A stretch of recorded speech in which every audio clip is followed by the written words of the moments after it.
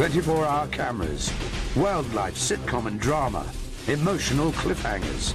Reality TV at its best. The difference? The actors, African wildlife. The set, the African bush. The scriptwriter and producer, Mother Nature. Last time on Wildlife Diary, Zero's unhappiness deepened. Rulani suffered further harassment from Tia and her gang. Ivan discovered the remains of one of Menandi's dead cubs. And the wild dog pups diced with death in the form of a tawny eagle.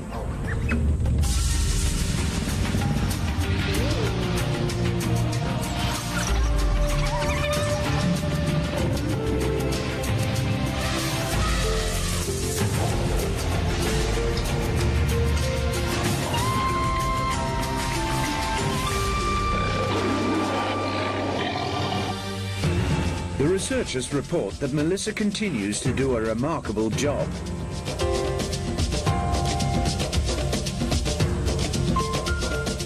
Her cubs are fast approaching the age when they'll accompany their mother on the hunt.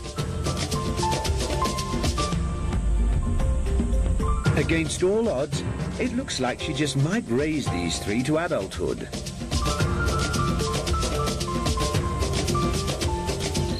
Besides annoying Rulani and other predators, the girls have found another nocturnal activity to keep them busy. Men.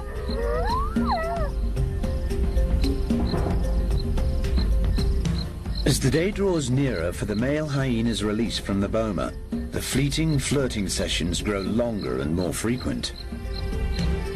And Rulani remains out on a limb, trying to find his feet in a brave new world where hyenas stalk his every kill. Being the down-to-earth type, he just can't quite get used to the idea of branching out.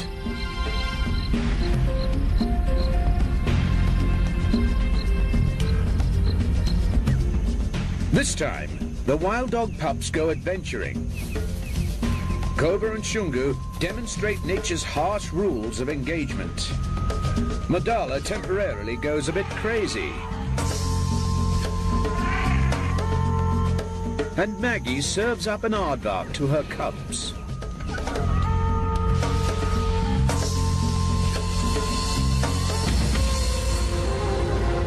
The Mundulia section is full of pitfalls for little wild dogs.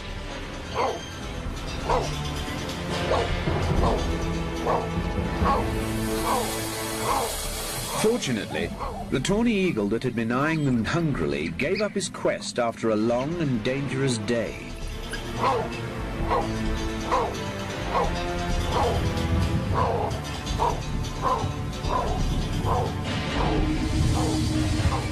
The pups, of course, were oblivious to the threat. Today represents a big milestone in the lives of the little ones. With their mother's consent, they'll be going on their first big adventure away from the den.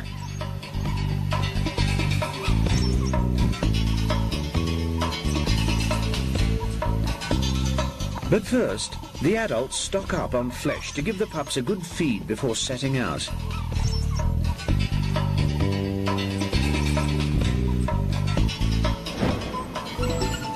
Close to the den, the pups wait obediently for someone to return with supplies. The subordinate Alf is always the first to deliver the goods.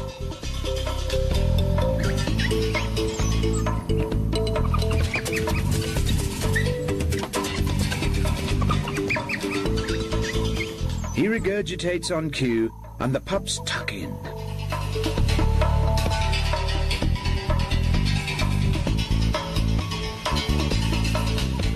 Having delivered his load, Alf busies himself with mopping up a few old scraps around the den.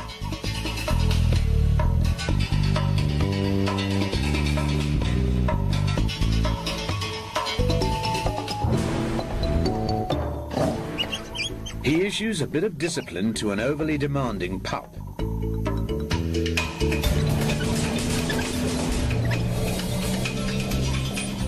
Dog shows who's the boss and plunders a juicy piece of steak.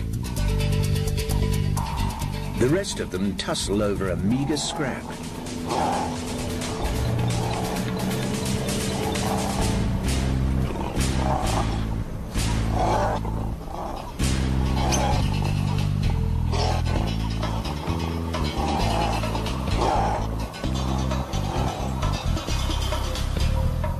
Their bloodied little faces bear testimony to the zeal with which they enjoy freshly regurgitated flesh. Alf completes the housekeeping chores by cleaning up the pup's ablutions.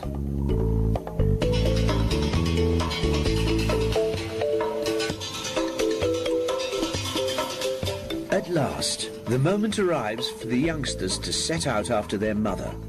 There's a big piece of bushveld called the Mundulia that needs exploring. The little beggars prompt Duchess to deliver a final meal en route.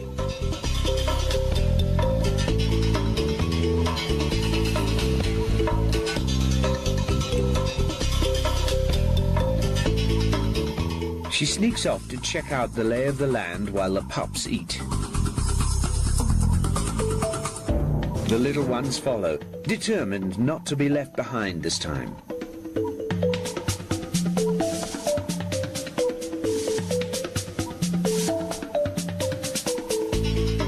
Duchess waits for them to catch up. For the first time, the youngsters explore a patch of earth not in the vicinity of the den.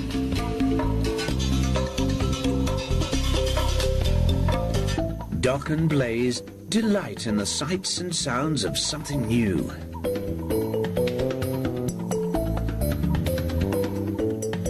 This awfully big adventure is just the first step in a long line of lessons. Eventually, the pups will take their place in the pack as fully fledged hunters.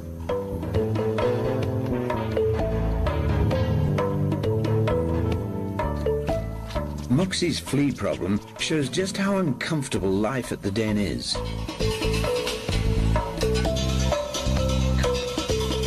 Once more, Duchess provides a roadside snack to keep the team going.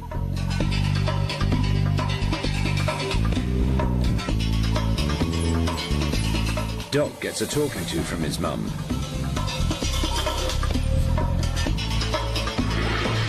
And so does Blaze.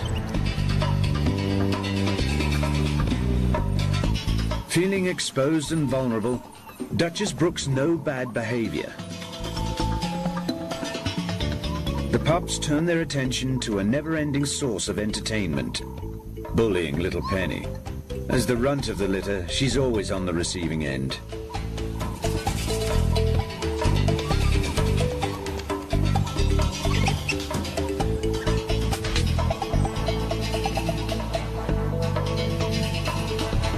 Duchess leads her crew back to base. Can the pups survive the rigors of the outside world as they grow more adventurous?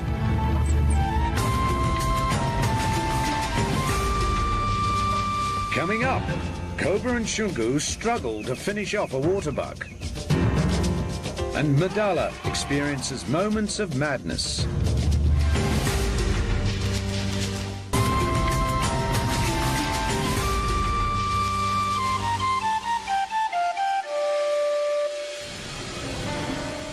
The Mundulia recently produced evidence of a tragic event.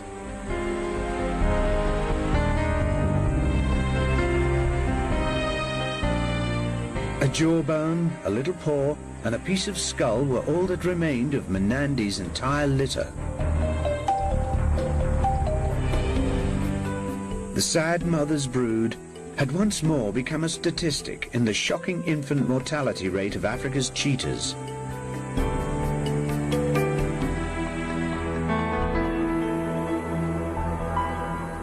The wintry, dry season in southern Africa has reduced brothers Cobra and Shungu to the breadline.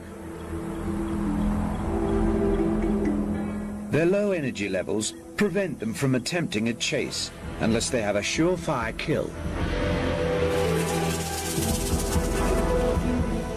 The longer they wait, the weaker they grow, and the further recedes the chance of a successful hunt.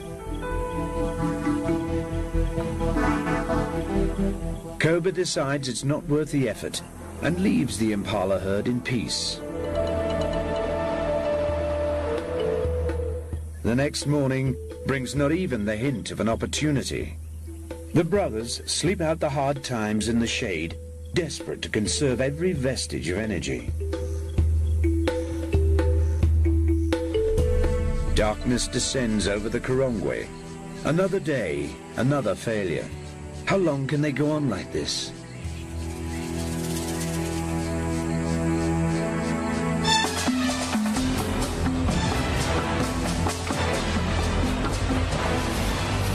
The next morning reveals that Cobra and Shungu have picked off a waterbuck. The ravenous Shungu begins gorging on the fleshy flank before the antelope has even breathed its last. Cobra, in his weakened state, struggles to suffocate the creature. Both animals scan the felt nervously. The last thing they need now is to lose their kill to a competing predator.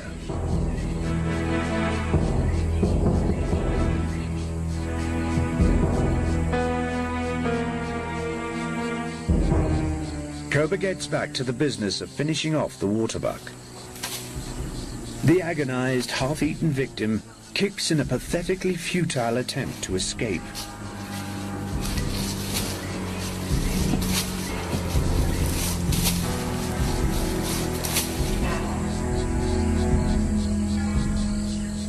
Nature's harsh reality reflects all too grimly in Shungu's blood-stained face.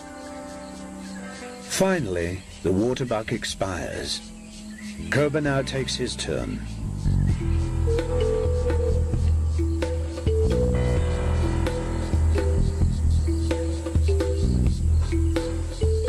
He gobbles hungrily while Shungu keeps watch. A cheetah can operate independently of water, surviving on the body fluids of its prey.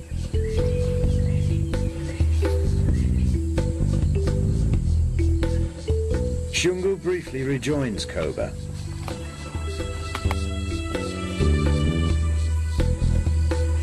In these uncertain times, the brothers need to make the most of this meal.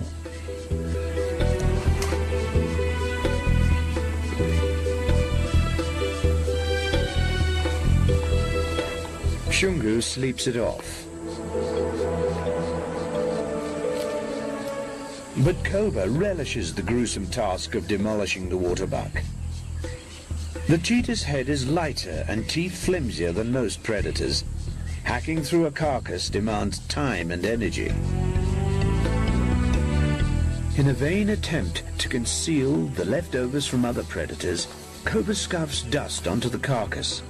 This meal should last them over a week. But one waterbuck does not fill up a dry winter.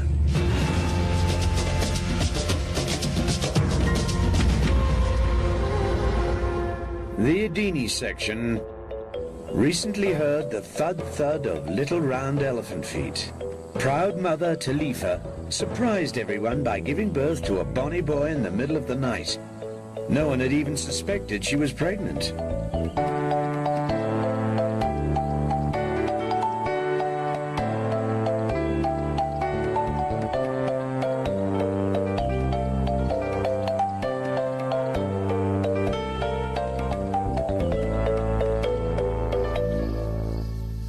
This morning, the young bull Madala awakens to a time of madness. The vegetation bears the brunt of his insanity.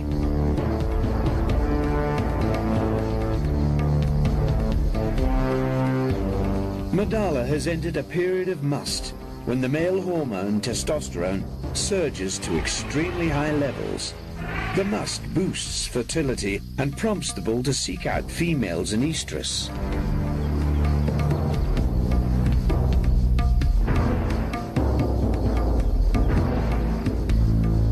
Madala exhibits the typically aggressive behavior of the musk bull.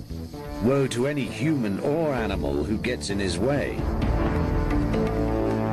Only bulls 25 years and older experience must, which could last anything from a few days to a few months.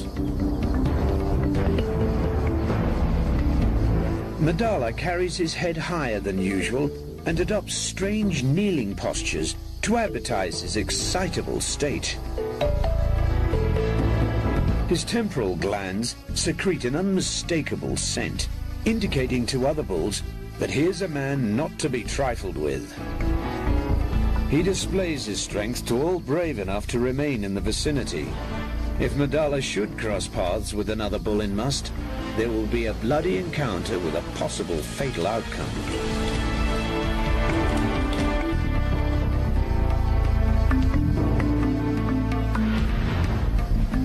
He spreads the message of his testosterone frenzy by rubbing the sticky temporal gland secretion onto trees.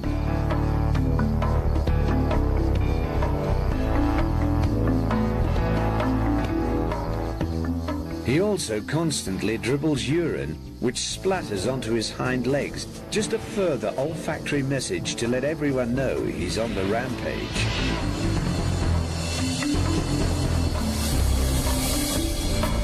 A musk bull stays on the move, never resting, and always engaging in activities that broadcast his intentions.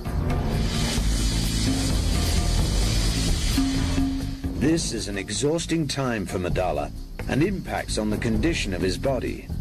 Eventually, his level of arousal will dampen and return to normal. Physically, he's unable to sustain it beyond a certain point.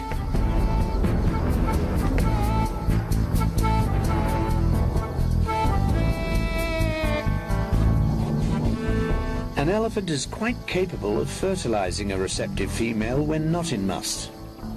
But a female in estrus infinitely prefers a musk bull to a placid one, and other bulls will always yield to a testosterone-crazed tusker in the interests of survival. Madala tires of posturing in the middle of nowhere. He moves off to find the herd. This could prove dangerous to Flippy, renowned for his lack of respect for elephant customs. Will Madala find an estrus female to accept his advances? And will his period of must pass without violent incident?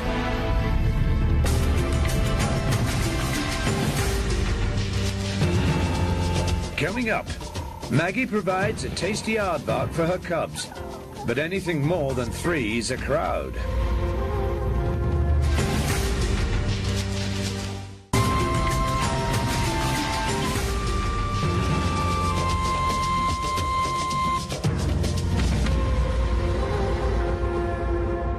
The Chippenberry section has had to tolerate Zero's ongoing misery at the disappearance of his brother Felix.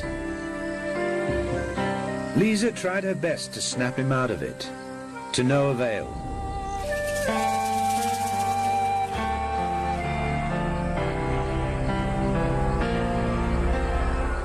Completely disinterested in female company, Zero snuck off to wallow alone in his sorrow. As night falls over the Chippenberry, Maggie takes her cubs down to drink. She has a surprise lined up for them. A tasty aardvark.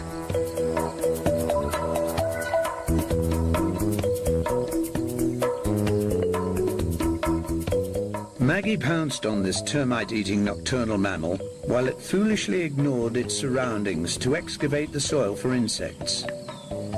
Weighing a little more than 50 kilograms, the aardvark makes a useful meal for the lioness and her 2 cubs.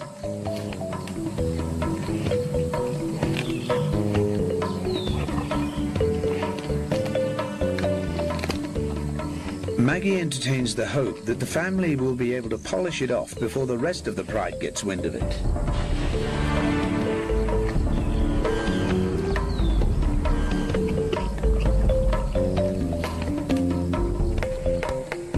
The cubs' appetites grow with each passing week, but even a smallish aardvark beats them and they soon give up, leaving their mother to demolish the carcass.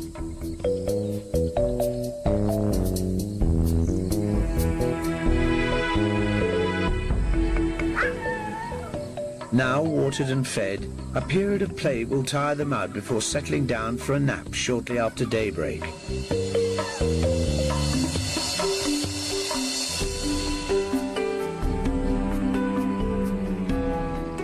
As the sun rises, Maggie's vigilance increases. The safety furnished by cover of darkness no longer applies. Also, she feels possessive over the remains of the aardvark, which will provide a nice snack for Max and Moby later in the day.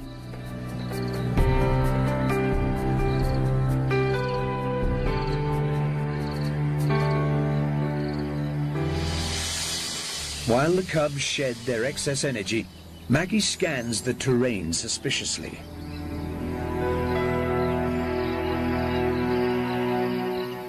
She's right to watch for intruders. The sub-adult Luma scents the kill and hones in on their location.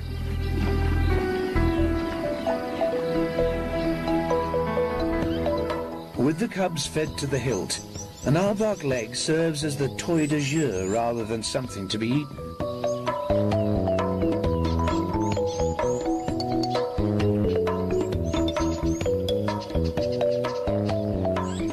While Max and Moby play next to Maggie, she feels comfortable about their security.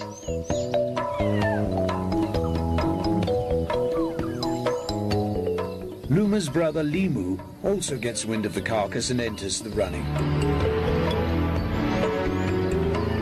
Maggie senses the intruders. She focuses, trying to get a bearing on the direction of the threat.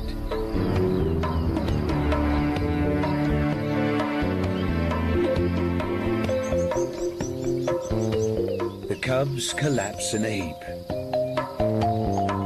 No such luxury for Maggie, though. She's got an aardvark to defend. Luma arrives on the scene.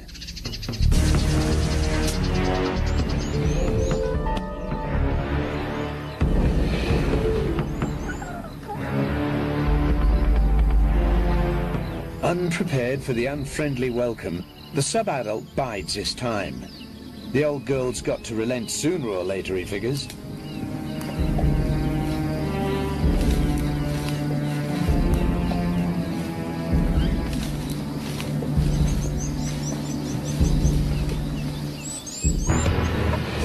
But it's a vain hope. Maggie is unrelenting.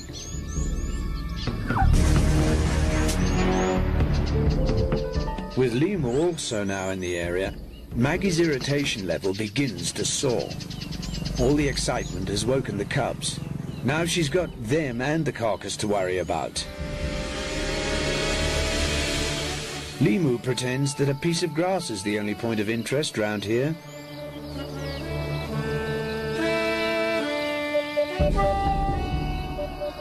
But he's fooling no one. Maggie's tactics succeed. The young males give up on the aardvark. With Felix out of the way and Zero in the depths of despair, the sub-adults might just get a bit too uppity for the likes of Maggie. Is it possible that Luma and Limu pose a threat to Max and Moby? Next time on Wildlife Diary, Lisa's swollen belly leaves no doubt as to the good news. Flippy gets up to his old tricks again. Tia and the girls get to meet the boys. And nature serves up an unexpected windfall for the wild dogs.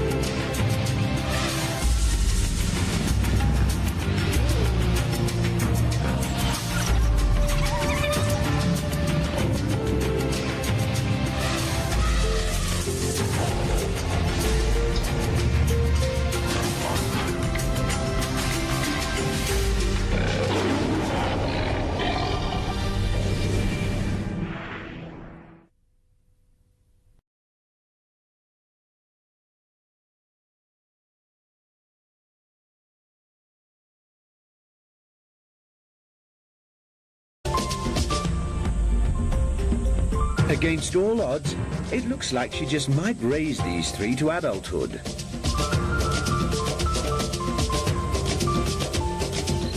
Besides annoying Rolani and other predators, the girls have found another nocturnal activity to keep them busy. Men.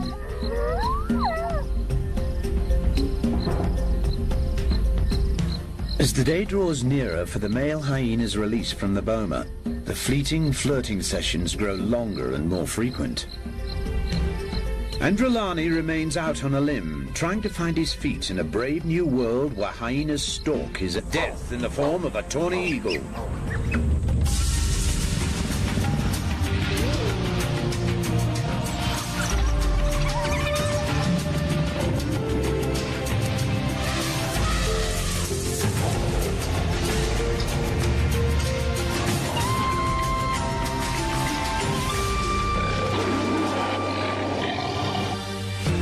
The researchers report that Melissa continues to do a remarkable job.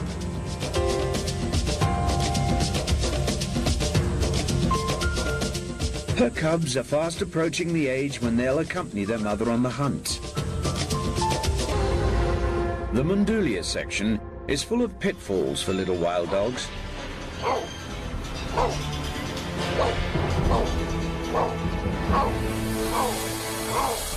Fortunately, the tawny eagle that had been eyeing them hungrily gave up his quest after a long and dangerous day.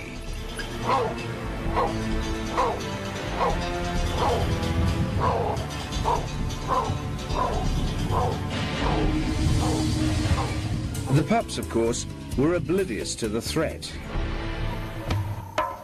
Today represents a big milestone in the lives of the little ones.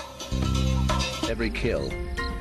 Being the down-to-earth type, he just can't quite get used to the idea of branching out.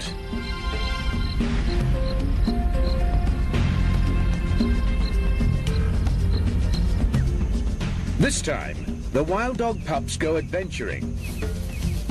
Cobra and Shungu demonstrate nature's harsh rules of engagement. Madala temporarily goes a bit crazy.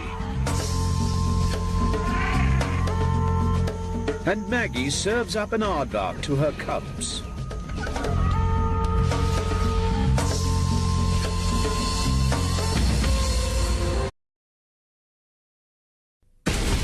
"24-hour cameras, wildlife sitcom and drama, emotional cliffhangers, reality TV at its best. The difference? The actors, African wildlife. The set, the African bush. The scriptwriter and producer, Mother Nature." Last time on Wildlife Diary, Zero's unhappiness deepened. Rulani suffered further harassment from Tia and her gang. Ivan discovered the remains of one of Menandi's dead cubs. And the wild dog pups diced with